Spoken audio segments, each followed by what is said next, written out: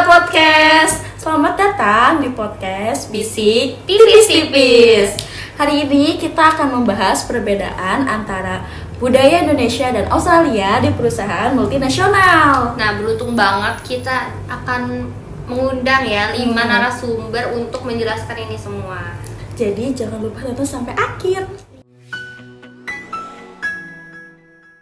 Oke guys, sekarang di sini kita udah pada ngumpul para narasumber yang akan kita tanya-tanya. Yang pertama nih, aku juga pengen tahu dong gimana sih perbedaan antara perusahaan Indonesia sama Australia itu kayak gimana aja. Oke, aku mau jelasin dulu nih yang awal, dimensi budaya. Dimensi budaya antara Indonesia sama Australia. Kalau misalkan Indonesia itu menganut budaya kolektivis, kalau misalkan Australia itu individualis. Jadi kalau misalkan Indonesia itu lebih mementingkan keharmonisan tim, kerjasama tim, kebersamaan, dan saling menjaga rasa gitu. Kalau misalkan Australia itu lebih ke individualis, jadi dia itu budaya kerjanya menekankan kepada pencapaian pribadi, terus lebih legowo dalam menyampaikan pendapat gitu, nggak takut gitu sama perasaan orang lain gitu. Nah, ya pasti sih di antara dua perbedaan kebudayaan ini pasti punya dampak nih kalau misalkan tim itu bersatu. Dampaknya apa aja sih? Nah, kalau untuk dampaknya, kayak benar ya kan kayak Despi bilang, kalau misalnya orang Indonesia itu kan kolektif ya. Kalau Ya, misalnya Australia itu kan individualis. Nah, kalau dua gaya kerja ini ketemu, itu bikin miskomunikasi. Contohnya tuh kayak, misalnya mereka kerja bareng nih, tim Indonesia dan tim Australia itu punya ekspektasinya sendiri-sendiri. Jadi kalau misalnya tim Australia itu nunggu ide atau penyampaian sesuatu dari tim Indonesia nih. Tapi kalau misalnya tim Australia itu kayak menganggap orang Indonesia ini pasif, karena mereka lebih, tim Indonesia ini kayak cenderung menunggu perintah. Harus menunggu perintah Iya, dibanding betul. inisiatif diri sendiri. Iya, gitu. Segan gitu. Takutnya ada perang batin di antara mereka gitu kan. Nah, setelah aku ngejelasin tentang dimensi budaya nih, aku juga mau jelasin tentang hierarki di antara dua perbedaan negara itu. Kalau misalkan di Indonesia nih, dia tuh lebih menjunjung tinggi kehormatan ke atasan. Jadi manggilnya juga Pak, Bu, ya gak sih? Iya, Beda iya. aja kalau ke dosen ngomongnya Pak, Bu gitu. Sopan. Iya, harus sopan gitu. Dan di Indonesia tuh saking menjaga kehormatannya bahkan sulit gitu mengungkapkan pendapat pribadinya karena takut dianggap kurang sopan atau enggak kayak menentang pendapat yang lain gitu. Jadi Indonesia tuh kadang lebih memilih aman aja deh, cari aman. Jadi kadang pendapat pribadinya itu lebih disimpan dalam hatinya sendiri kayak gitu. Tapi beda nih kalau misalnya Australia, dia tuh egaliter. Jadi tidak terlalu sungkan gitu sama atasan. Bahkan ngomong aja bisa pakai nama gitu ke atasan sendiri ya. Dan misalkan mau ngehubungin ke CEO-nya langsung ngehubungin. Kalau misalkan di Indonesia kan cuma harus mau ngehubungin atasan harus lewat ini dulu ya gak sih gitu kan. Nah, jadi ada gap gitu di situ. Dan kalau misalkan Australia itu kalau mau menyampaikan pendapat ya udah sampaikan aja walaupun itu mungkin ke atasan gitu. Pasti ini juga ada Jadi dia dampaknya. nggak mandang latar belakang si jabatannya ya. Karena tadi dia individualis dengan egaliter, jadi tidak terlalu dipentingkan gitu di Australia. Apa sih dampak gitu ya dari hal ini kalau misalnya bersatu? Nah, kalau untuk dampaknya ketika bersatu itu, kalau misalnya Indonesia nunggu perintah approval dari atasan, Minta di ACC iya, dulu. mungkin selalu kayak gitu. Tapi kalau Australia kan karena semua orang terlibat, jadi kerja lebih cepat nggak sih?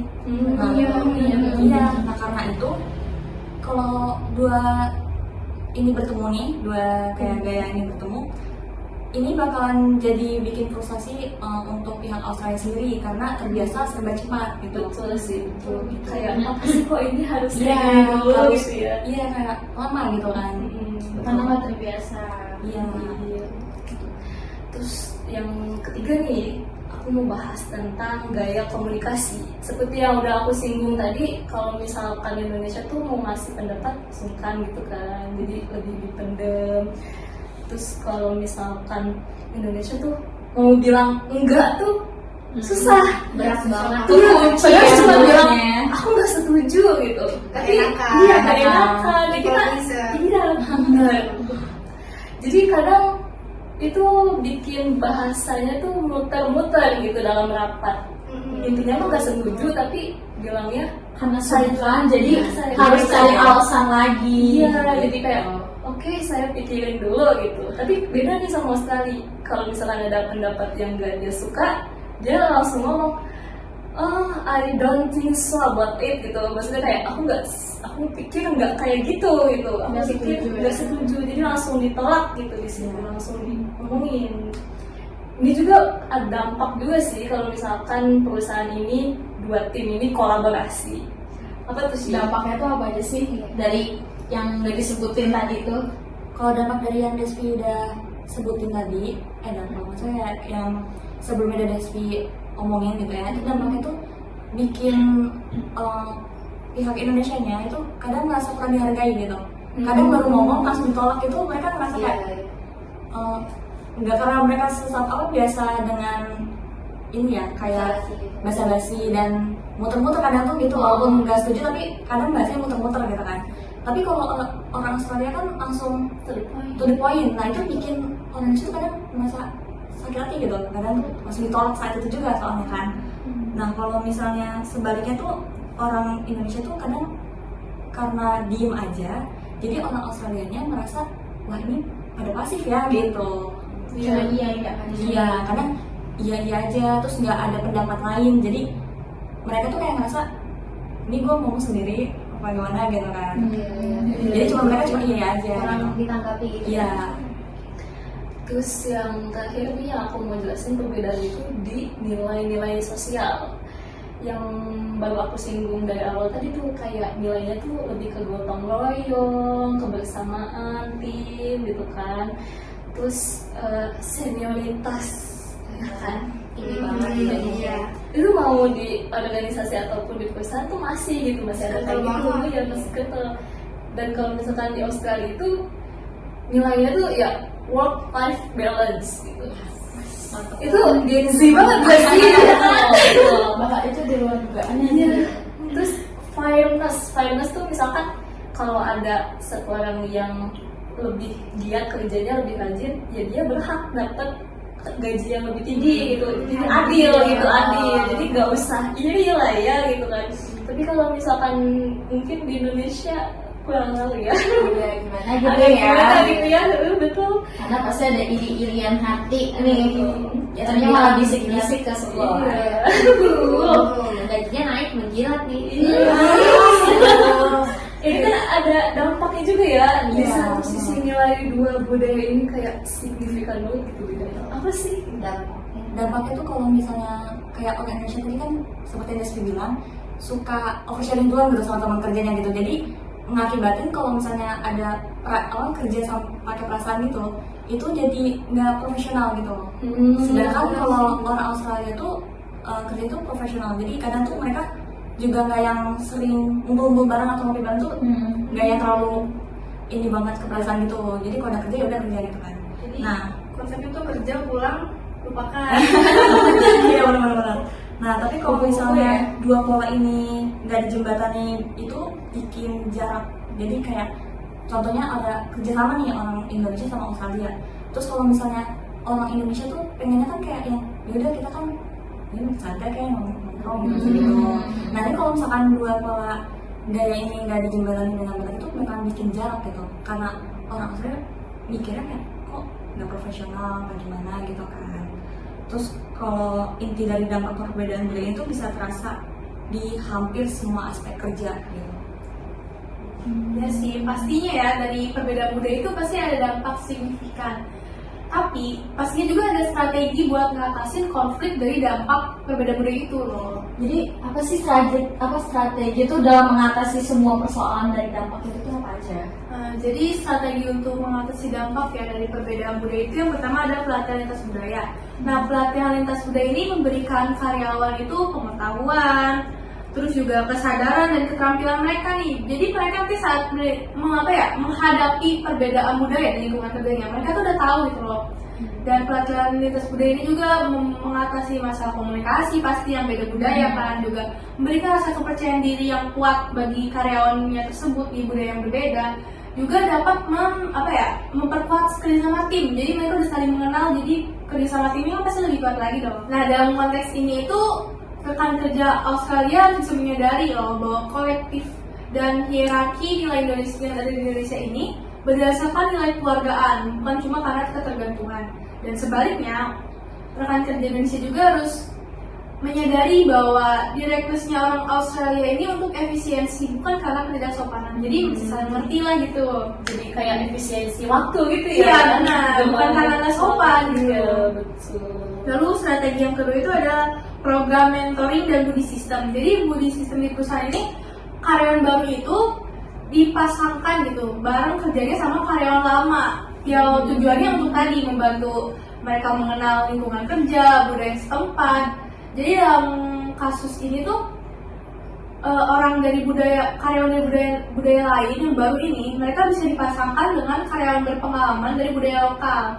Jadi si karyawan baru ini mereka punya rasa nyaman kalau mau nanya hal sensitif seputar kerja gitu. Kayak kalau semisal yang aku tahu ya di perusahaan-perusahaan yang beberapa perusahaan deh, itu kan banyak yang karyawan baru dia lebih belajar sendiri, nggak dibantuin dengan karyawan lama. Jadi kayak membiarkan aja karyawan baru itu kerja sendiri kayak otodidak aja. Nah, iya itu salah satu penyebabnya. Jadi adanya strategi budi system mentoring ini, ya itu tadi karyawan baru tuh nggak bisa kan dia langsung mengenal lingkungan kerja. Mereka tuh harus belajar tahap-tahapan dulu, mengenal lebih dalam lagi, dan itu tuh butuh bimbingan dari karyawan yang lama. Dan buat mereka tuh merasa aman dan nyaman tuh kalau mau nanyain tentang hal sensitif tentang lingkungan kerjanya. Jadi kan kalau ada orang yang mereka buat nyaman, rekan kerja lokalnya itu yang udah berpengalaman bisa nanya kayak misalnya gimana sih cara ngasih pendapat ke atas yang lebih tua gitu. Karena kan tiap budaya beda lagi kan tadi cara berkomunikasi, perbatasannya. Jadi mereka ada tempat ruang untuk nanya gitu. Jadi nggak semuanya Merasa aman lah ya. Iya, merasa aman untuk nanya. Jadi yang ketiga ini ada komunikasi efektif ya. Komunikasi efektif itu kan menyampaikan informasi dengan tepat dan jelas. Nah, saat kita menghadapi budaya yang beragam itu, kita pasti harus bisa dong menyampaikan informasi yang jelas dan tepat tersebut. Contohnya untuk rekan kerja Australia nih, mereka tuh harus bisa gitu loh menangkap makna tersirat yang sering diungkapkan oleh rekan kerja Indonesia. Kayak contohnya tadi, orang Indonesia kan sering ya, ngomongnya itu tersirat, gak belak-belakan. Nah contohnya kayak gini, rekan kerja Indonesia bilang mungkin ini sulit, dia bilang mungkin ini sulit, tapi maksud dari dia tuh ini sulit, dia nggak bisa ngomong itu. Jadi ada kata mungkin yang sebenarnya tersirat, yang artinya tuh dia sebenarnya nggak bisa, itu sulit. Jadi rekan kerja Australia harus mungkin bisa memahaminya.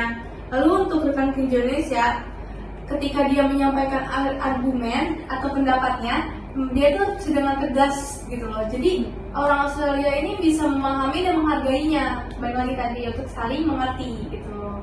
Biar juga ada miskom juga. Iya, bikin miskom sih. Oke, setelah ada semuanya didengar ini dari penjelasan perbedaannya, terus dampak, strategi, terakhir ada nggak sih tips untuk mengatasi jadi profesionalitas budaya itu kayak gimana? Ada nih kan. Apa tuh? Sebutin salah. Jadi yang pertama itu tipsnya itu tentang komunikasi. Nah, tadi kan udah disebutin ya sama Desvia kayak gitu. Kalau Australia itu terkenalnya langsung. Betul. Kayak kalau apa-apa tuh dia langsung diomongin, ada masalah langsung ini masalahnya ini kayak gitu. Sedangkan itu tuh beda banget sama kita yang beda banget sama kita yang kita tuh pakai cara yang halus kayak tadi yang sebutin kan, pakai makna tersirat kayak gitu. Jadi tipsnya itu buat sebagai orang Indonesia, kita itu harus belajar buat lebih langsung dan jelas, jangan bertele-tele gitu. Sedangkan untuk orang Australia, tipsnya itu lebih memperhatikan nada bicara dan apa yang nggak disebutkan. Terus soalnya itu ya perbedaan typing aja bisa merubah makna, apalagi udah bicara. Apa banget tuh. Terus yang kedua itu soal membangun hubungan. Hubungan apa tuh? Jadi kalian bisa biasa ngobrol ini nggak sih, kayak obrolan ringan gitu buat ngebangun hubungan gitu. Iya. Ya kan? Oh, kayak contohnya sebatas ngomongin hobi gitu. Kan. Nah, di kayak sebuah perusahaan juga obrolan ringan itu bisa banget ngebantu membangun hubungan. Kayak misalkan tadi obrolan hobi ataupun nanya nanti weekend liburannya mau kemana kayak gitu kan. Nah, tapi untuk orang Australia obrolan ringan kayak gitu tuh nggak selalu berfungsi gitu, karena mereka itu melihatnya kualitas kerjanya kayak tadi yang disebutin sama Asifa. Jadi mereka tuh gimana caranya mereka bekerja kayak gitu. Selanjutnya yang ketiga itu ada tentang manajemen waktu. Waktu itu di Australia itu sangat sakral banget. Deadline itu tuh janji. Jadi kalau kalian itu udah komitmen ngumpulin hari Jumat gitu, ya berarti harus selesai di hari Jumat itu. Tapi kalau misalkan ada halangan, misalkan nggak bisa selesai hari Jumat, kuncinya itu komunikasi yang proaktif. Kalian harus bilang, tapi bilangnya itu sebelum deadline, misalkan Kamis. Jangan pas hari Jumatnya baru bilang, gitu kan. Terus tipsnya untuk orang Australia yang kerja di sini gitu di Indonesia, karena di Indonesia ini waktu lebih fleksibel ya. Jadi hubungan dan penyelesaian suatu masalah itu lebih diutamakan daripada jadwal yang ketat. Seperti itu. Oke, setelah mendengar semua dari penjelasannya, dampaknya, strategi, terus tipsnya, kayak ada nggak sih contoh nyatanya tuh di dunia lapangan kerjanya tuh kayak gimana? Oh, ada banget. Kebetulan sama persis malah kayak yang dijelaskan sama Despi tadi. Sebenarnya masih tentang komunikasi sih, yang sering miskomunikasi gitu. Jadi waktu itu aku terlibat dalam proyek marketing antara tim Saini sama Jakarta kan. Itu tuh sebenarnya komunikasinya agak ribet karena kurang sesuai aja. Dari teman-teman saya itu mereka cenderung lebih to the point, pokoknya pada intinya gitu kalau menyampaikan sesuatu. Sedangkan kalau dari tim Jakarta itu suka nggak to the point, bertele-tele. Jadi mereka tuh nganggapnya tim dari Jakarta kayak kebanyakan basa-basi. Nah itu tuh bikin miskomunikasi tuh, dari komunikasi yang kurang cocok itu juga. Akhirnya dari situ juga bikin apa sih, marketing digital ini delay, Terhambat gitu ya komunikasi. Nah dari situ akhirnya kita bikin kesepakatan, misalnya setiap bikin laporan itu kita pakai format yang sama.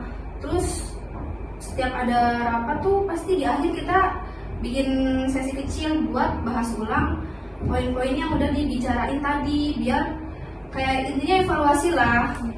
Sama klarifikasi juga. Iya, kayak poinnya tuh ini biar lebih jelas gitu, menghindari ada yang belum paham atau ada yang salah tangkep. Dari situ komunikasi jadi lebih lancar sih. Malah gaya kerja kita tuh kelihatannya malah kayak saling melengkapi, karena dari tim Saini-nya jadi lebih sabar, terus tim Indonesianya juga lebih berani buat ngomong. Jadi sama-sama udah saling ngerti gitu ya timnya. Iya, lebih to the point kan, yang tadinya enggak. Terus marketing digital juga jadi bisa selesai tepat waktu. Malah performanya di atas target. Mantap banget. Berarti berhasil banget ya. Dapat bonus nggak tuh? Dapat bonus nggak? Dapet. Dah. Mantap ini kan. Ya, jadi menurut aku sebenarnya perbedaan budaya itu bukan suatu hambatan sih, asalkan kita bisa mengelolanya dengan baik, malah bisa memperkuat tim kita sendiri. Betul. Betul banget sih, setuju. Jadi setelah kita mendengar semua nih perspektif dari kakak-kakak ini ya, kita tuh bisa menilai bahwa komunikasi itu penting ya teman-teman. Penting banget. Penting banget, kunci utama itu. Iya, terus juga budaya-budayanya tuh kita harus saling menghargai gitu. Kalau ada perbedaan ya langsung belajar untuk mengatasinya ya teman-teman ya. Benar dong. Jangan apa ya, jangan dipendam taunya malah bisik-bisik ke yang lain. Aduh, Itu makin lebar. Iya, meledak kemana-mana ya. Intinya harus paham, terus beradaptasi, saling menghargai. Habis itu pasti kerja akan lancar banget. Terus juga tadi Kak Diana juga ini ya performanya makin bagus ya. Iya. Gitu. Oke, terima kasih telah mendengarkan podcast sudah meluangkan waktu juga Betul. buat ngejelasin semua yang kita tanyakan. Terima kasih ya semuanya. Sampai jumpa di next episode. Selanjutnya, Bye. bye.